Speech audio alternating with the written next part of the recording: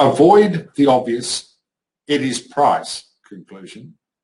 It's rarely just price. There is a commonly articulated view, especially within the taxi industry, that Uber took market share from traditional taxis because Uber was cheaper. My contention is that price had very little to do with the success of Uber and newer entrants, including Ola. Certainly, in the early years, Uber offered a service that was cheaper than traditional taxis. But was that the reason for the success of Uber? To answer this question, let's look at the product offering of taxis and Uber in Australia. I recall using my phone to book a taxi with a grumpy telephone operator whose core phrase was inevitably "next available," and then waiting an unspecified time for a taxi that may or may not turn up. Compare that with Uber, where I go on an app to make a booking, see the time of arrival, and then track the journey to me. I can recall getting into a dirty taxi to be greeted by a dirty taxi driver who stinks of nicotine and was never quite sure of how to get to my destination.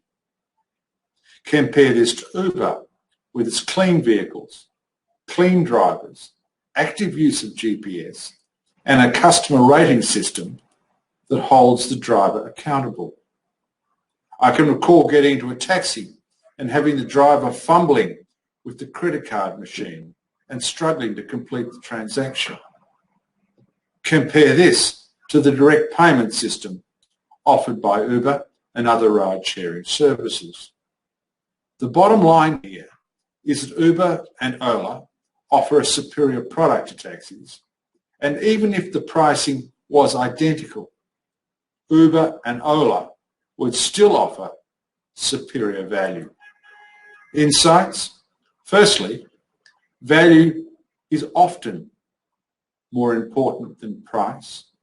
2, as an excuse for declining sales, price is a cop-out.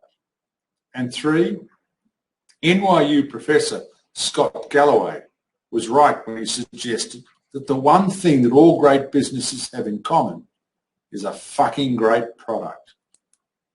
Recommendations?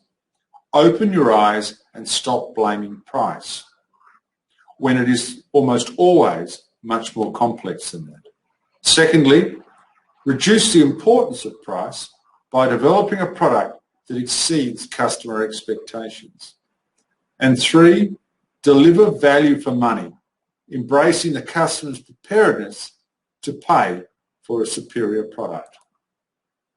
To find out more, visit www.djohncarlsonesq.com. It's www.djohncarlsonesq.com. Or email me, johnc@djohncarlsonesq.com. That's johnc@djohncarlsonesq.com. I'm John Carlson. Thanks for listening.